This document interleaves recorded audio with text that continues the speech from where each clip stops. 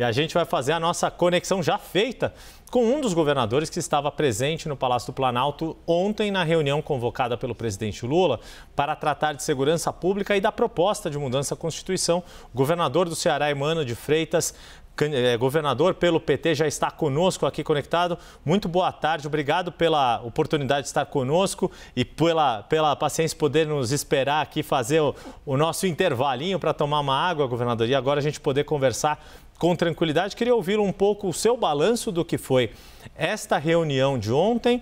Sei que o senhor, assim como os governadores do Consórcio Nordeste, tem defendido este pacto pela segurança nacional e tem defendido que haja ações mais efetivas coordenadas com o governo federal, mas a gente sabe que há resistência de outros governadores, isso já foi externado até mesmo antes. Mas no balanço que o senhor faz, foi positiva esta reunião? O teor da PEC proposta pelo ministro Ricardo Lewandowski, na sua avaliação, tem condições de ser aprovada pelo Congresso Nacional?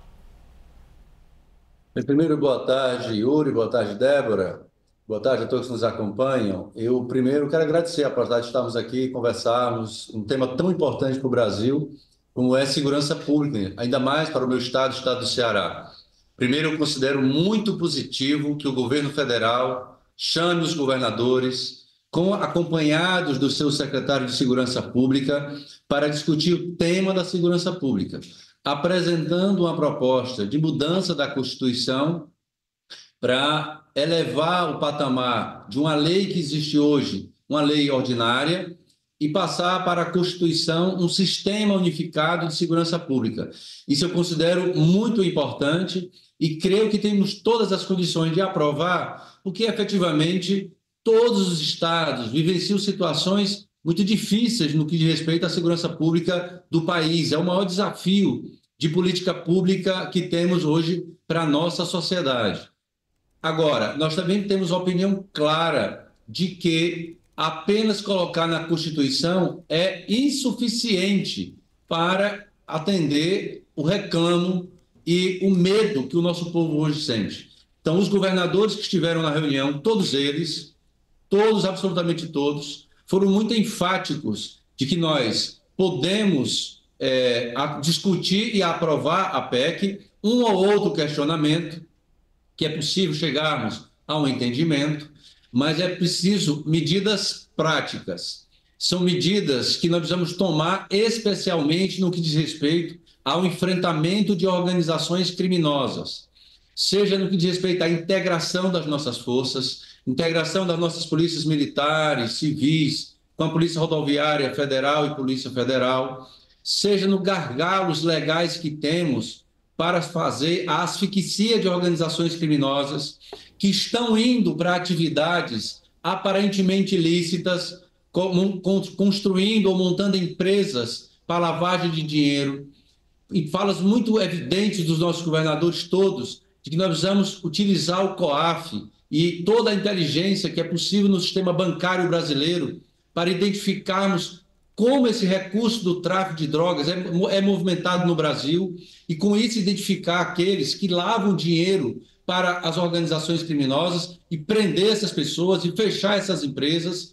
Portanto, nós temos muitos desafios, assim como nós fomos praticamente unânimes de que nós precisamos alterar a lei processual brasileira, a lei de respeito à lei de execução penal do Brasil. Nós não podemos conviver com situações de pessoas que têm 3, 4, 5, 6 homicídios e permanecem soltas, ou que têm uma progressão de regime que tem como consequência ela ser solta. Nós não estamos mais enfrentando criminosos que praticam um crime aqui, outro acolá. Nós estamos enfrentando organizações criminosas poderosas, com laços internacionais, ramificadas no país inteiro, e que, portanto, nós não podemos tratar esse criminoso como aquele que furtava por uma situação social de maior dificuldade. Nós enfrentamos organizações criminosas que movimentam bilhões e, portanto, precisamos ser muito duros, muito firmes contra essas organizações, alterando a lei, reunindo os poderes. Nós precisamos aumentar a nossa ação integrada das forças de segurança, mas precisamos do apoio do Ministério Público, precisamos do apoio do Poder Judiciário, que estava presente, e precisamos de mudanças de leis para que nós possamos enfrentar essas organizações, fazer o rastreamento da sua lavagem de dinheiro, encontrar seus chefes, descobrir seus chefes, prender esses chefes, aqueles que ameaçam o nosso povo no seu cotidiano, nas suas comunidades, e essas pessoas sendo presas, permanecerem presas. Isso é muito importante para que nós possamos superar a impunidade e que, de fato, o Estado brasileiro vence e derrote essas organizações criminosas. Governador, boa tarde para o senhor. Obrigada por estar conosco. Olha, o senhor apresentou aqui, né, a senhora apontou um cardápio muito variado, como tem que ser mesmo de fato, porque não é apenas uma bala de prata para você conseguir resolver ou pelo menos remediar parte desse desastre que é o crime organizado no Brasil.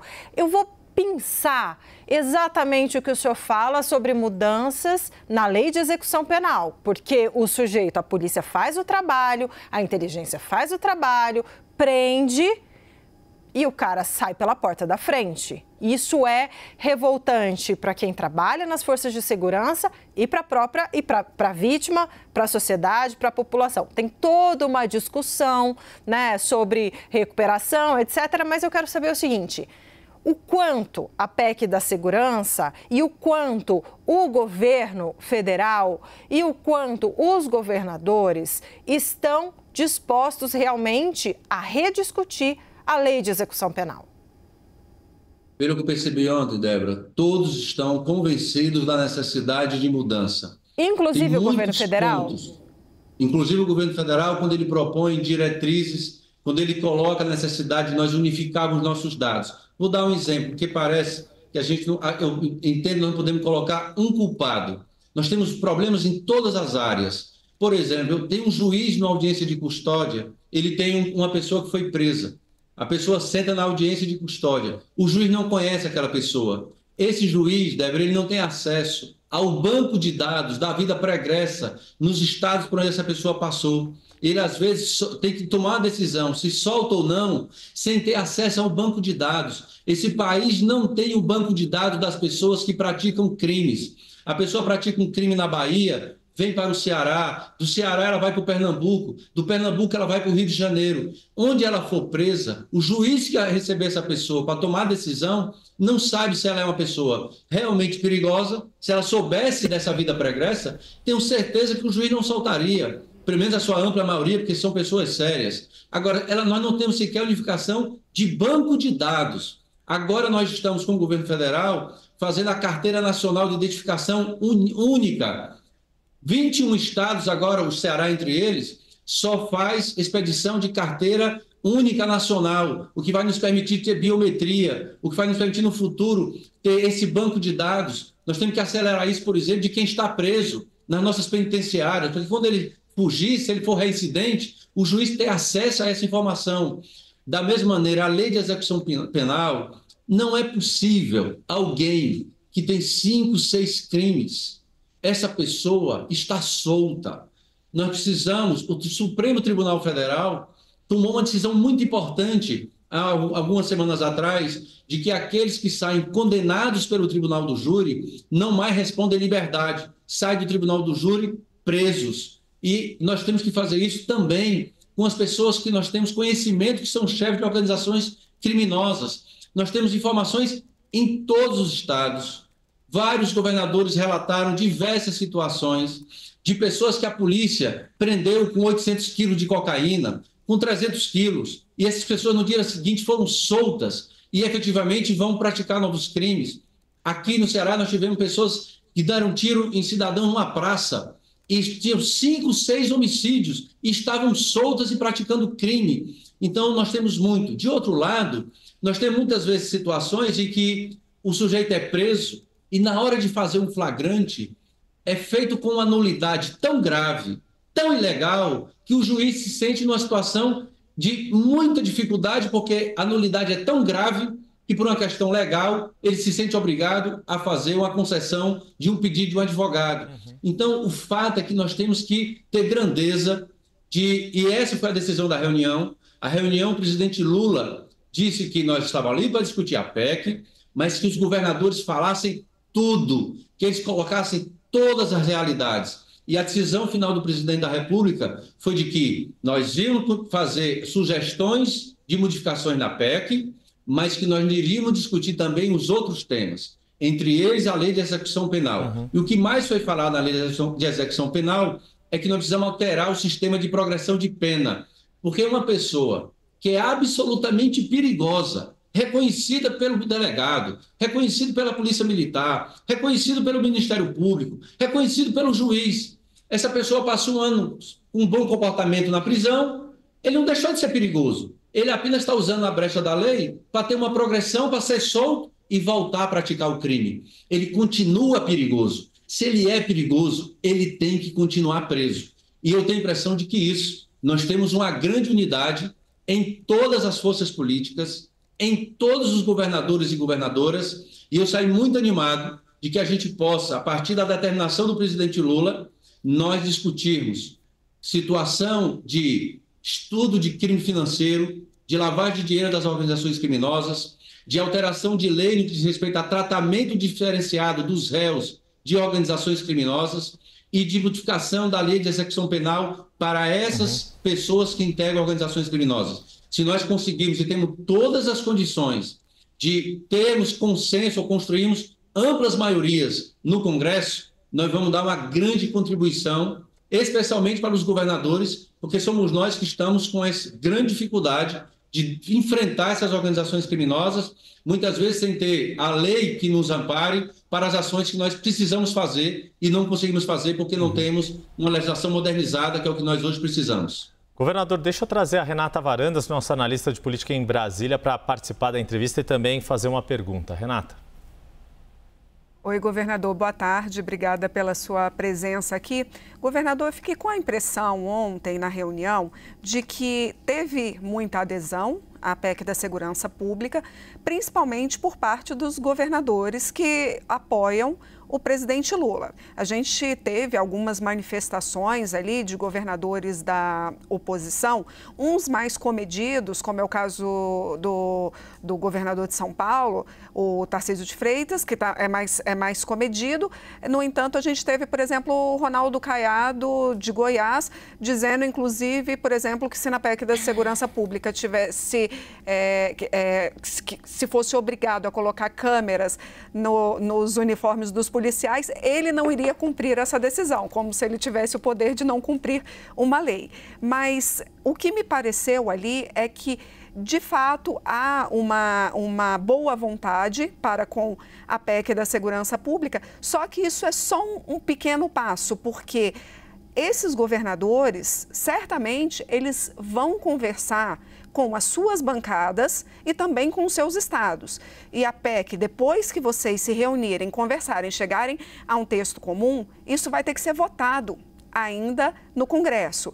E que pode virar um grande Frankenstein dentro do Congresso, porque a gente sabe muito bem que chega um texto no Congresso e sai outro completamente diferente, e a gente tem que lembrar que PEC é promulgado e não sancionado, então não tem veto. Há um temor de que esse texto chegue de um jeito, saia completamente desconfigurado e seja promulgado de uma forma com que não seja tão benéfico assim? Renato, eu tenho a impressão que não, porque os governadores de todos os partidos políticos que têm representação no Congresso sabem que nós precisamos endurecer no que diz respeito ao enfrentamento às organizações criminosas. Todos os governadores de todas as forças políticas, e, portanto, têm diálogo com os deputados federais e senadores, sabemos que temos que alterar a lei de execução penal.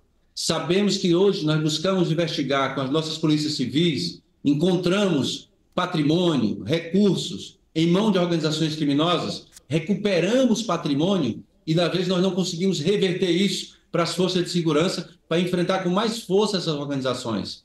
Todos os governadores e forças políticas têm clareza de que nós precisamos integrar mais as nossas forças. Portanto, a reunião de ontem é uma primeira reunião, é um primeiro diálogo, ele é um começo de um processo, porque, efetivamente, para ações imediatas, não é a PEC que vai nos permitir ter essas ações. A lei hoje já nos permite. O mais importante da reunião de ontem é colocar os governos para sentar e conversar que ações comuns podemos fazer para enfrentar o crime. O mais importante é nós dizermos, com as nossas experiências, o que é que nós alteramos na lei do COAF e para poder favorecer o trabalho da Polícia Federal e das Polícias Civis e do Ministério Público para detectar aqueles que estão lavando dinheiro para o tráfico de droga no Brasil. E com o Parlamento, alterar a lei daquilo que precise para que as nossas forças possam efetivamente descobrir e desmantelar essas organizações. Todos nós temos conhecimento do gargalo da lei da progressão de pena. Então vamos agora discutir qual é o padrão de uma progressão que seja razoável e que tenha efetivamente punição e que aqueles perigosos não voltem rapidamente para a sociedade e aí amordaçar e colocar medo na sociedade. Então, eu penso que o espaço da PEC é importante para dizer a segurança pública tem uma importância tão grande para a sociedade brasileira hoje que nós vamos encontrar um ponto de entendimento para colocar um sistema unificado de segurança pública na Constituição. Mas isso é o início, porque o que efetivamente vai importar é nós unificarmos o banco de dados, unificarmos ações, unificarmos as nossas inteligências. Por exemplo, vários de nós apresentamos situações de chefe de organizações criminosas que dão ordem de outros estados e a ação acontece no nosso estado. Eu mesmo tenho a situação de ação no Ceará, que a ordem é dada lá do Rio de Janeiro. O governador Caiado deu referência de 50 foragidos de Goiás que estão no Rio de Janeiro. Da mesma maneira, nós tivemos situações de indícios claros que as nossas inteligências têm, de empresas que estão lavando dinheiro de ramo de negócios no Brasil, que estão lavando dinheiro para o tráfico de drogas. Então, os governadores, as suas polícias, têm muitas informações e que detectam que tem na legislação brechas que o crime organizado está usando. Então, a minha expectativa é de que o dia de ontem nós vamos construir entendimento relacionado à PEC. A ampla maioria dos governadores entendeu que a PEC ela é uma proposição que tem toda a condição de aprovar e eu não tenho muito receio de ela não sair num sentido firme de enfrentamento ao crime, porque todos estão sabendo da necessidade de enfrentar essas organizações criminosas com força, com coragem, com condição de estarmos unidos para enfrentá-los. Isso é um discurso comum de todos nós. E todos nós vamos conversar com nossas bancadas nesse sentido. E o mais importante é trabalho, é ação. O que a sociedade brasileira espera de nós, mais do que aprovar uma lei no Congresso, é ação unificada da Polícia Federal, com a Polícia Rodoviária Federal, com as polícias militares, com a Polícia Civil, e que essas ações sejam cobertas de legalidade para que a ação do Ministério Público e depois as decisões do Poder Judiciário façam que essas ações não sejam enxugar gelo, não seja a polícia prender e por uma nulidade, por um trabalho que não foi devidamente regular, um juiz soltar. Ou por o juiz não ter as informações devidas, soltar. Então, nós precisamos aperfeiçoar os nossos trabalhos, juntar os nossos esforços, porque só unidos nós temos condição de vencer essa batalha. Governador, agora a gente vai aproveitar que o senhor está aqui e falar um pouquinho de política. E aí, só para dar tempo da gente rodar mais um tema, se o senhor puder ser um pouquinho mais resumido, porque tem muita pergunta, o senhor está aqui apto para falar sobre muito assunto, aí a gente vai um pouquinho mais rapidinho, se o senhor puder. Seguinte, quero falar de eleição, o resultado das eleições. Bom, o senhor trabalhou bastante pela eleição vitoriosa, a única do PT, a única capital vitoriosa do PT nas eleições municipais foi Fortaleza, foi Evandro Leitão, o senhor ajudou nisso. Agora, quero a sua leitura política sobre o seu partido, sobre o Brasil e a conexão. O que acontece? A gente sabe que o PT conseguiu recuperar um pouco, fazer um pouco mais de prefeituras, né, no Brasil esse ano, mas ainda assim muito aquém, considerando que o presidente da República é do Partido dos Trabalhadores. Minha pergunta para o senhor é qual crítica ou qual autocrítica do partido, qual avaliação o senhor faz desse diálogo? Por que o Partido dos Trabalhadores, qual conexão que está faltando ali com o eleitor e com a sociedade, governador? Débora, eu penso o seguinte: primeiro, nós tivemos um resultado no país em que, efetivamente, os partidos do centro-direita, elegeram a maioria dos prefeitos. Isso é um dado objetivo, é um dado da realidade. Nós tivemos, no caso do Nordeste, aí uma força forte dos partidos de esquerda. No Ceará tivemos um resultado muito positivo. De 184 prefeituras, a base do nosso governo elegeu 177, e elegendo a capital. Então, e aqui, disso, 47 prefeituras é do PT e 65 do PSB, e além dos outros partidos aliados. Mas eu penso que o PT tem muitos desafios do ponto de vista da sua elaboração, para nós podermos ter uns resultados futuros, do eleitoral, melhores. Há uma mudança no mundo do trabalho muito significativa. O nosso partido nasceu fundamentalmente do movimento sindical de trabalhadores de carteira assinada. Esse mundo do trabalho está profundamente alterado. Nós temos um número muito grande de pessoas que são microempreendedoras, pessoas que trabalham no mercado informal, empresários que trabalham ainda também no mercado informal, pequenas e médias empresas, que o PT, ainda que tenha feito muito, porque o PT foi muito importante para a aprovação da lei do microempreendedor individual, o PT foi muito importante para a aprovação do Simples para as pequenas e médias empresas desse país, mas efetivamente, enquanto lideranças, nós retardamos muito e ainda estamos atrasados no diálogo com todo esse setor da economia brasileira, que não tem a vivência de um trabalhador de fábrica ou de carteira assinada, e tem um peso eleitoral crescente na sociedade brasileira. Este é um tema. Penso que, além disso, nós temos um trabalho muito forte a fazer de renovação de lideranças. Aqui no Ceará, eu penso que temos feito uma renovação muito significativa. Eu mesmo sou uma liderança nova no partido e estou como governador, mas temos vários prefeitos do nosso partido no Ceará que são lideranças novas, de 35 para baixo, portanto, lideranças que estão surgindo. E acho que em vários estados nós precisamos dar vez e voz às novas lideranças. E eu tenho visto, se nós olharmos como a extrema-direita cresceu recentemente no Brasil, ela cresceu com novas lideranças novas que foram aparecendo na luta política. E nós da esquerda ainda temos um número de lideranças novas que estão crescendo, mas num ritmo muito lento. Então nós temos que acelerar a possibilidade de reforçar essas lideranças novas, seja do PT, do PSB, dos partidos progressistas. No que diz respeito ao futuro, aí eu acho que tem uma diferença, porque nunca foi, não é e não será automático que o povo que elegeu um prefeito do partido A vota no candidato a presidente desse partido A.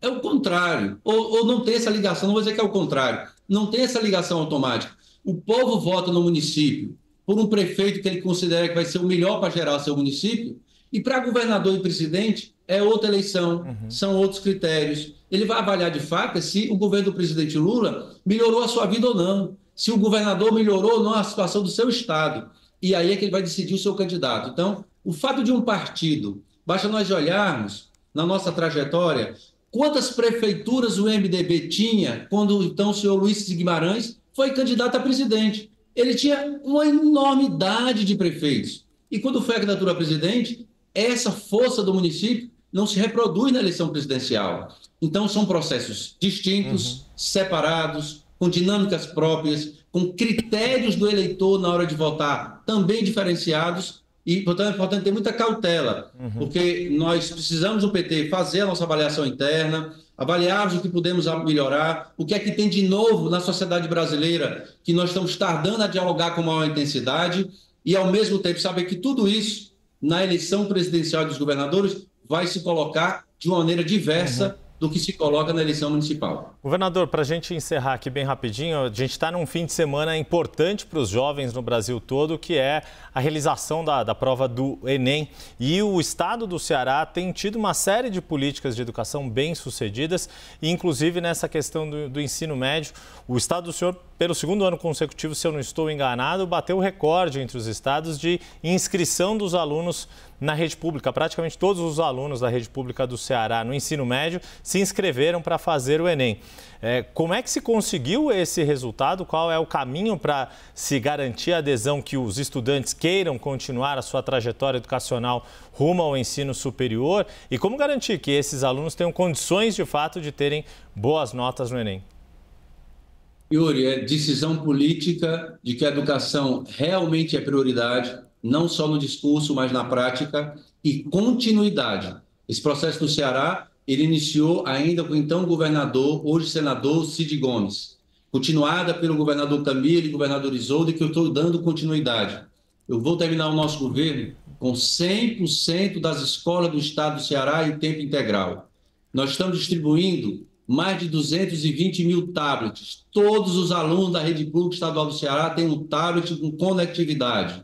Nós estamos construindo 138 escolas para que 100% das escolas sejam em tempo integral. Temos o melhor plano de cargos e carreira de rede pública estadual do nosso professor. O professor da rede pública estadual do Ceará tem uma média salarial de R$10 mil e queremos valorizar, achando que deve ganhar ainda mais, para termos os melhores professores na nossa rede pública estadual.